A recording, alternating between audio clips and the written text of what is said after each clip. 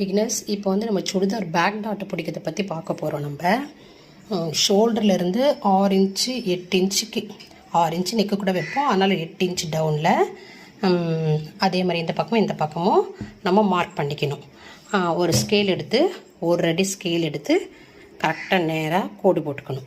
அதே மாதிரி 2 பக்கமும் கோடு போட்டுக்கணும்.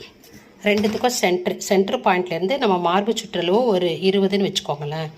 அப்போ 10 வரணும். இங்கேருந்து இது 5, இங்கேருந்து இது 5, சென்டர் பாயிண்ட்லேருந்து 5, இந்த சென்டர் பாயிண்ட்லேருந்து 5, 10 இன்ச்சு அப்படி மார்க் பண்ணிக்கணும். கீழவும் அதே மாதிரி நம்ம மார்க் பண்ணிக்கணும். பண்ணிவிட்டு அதுக்கப்புறமா கர்வாக நம்ம வரைஞ்சிக்கின்னு இந்த பக்கமும் கர்வாக வரைஞ்சிக்கணும்.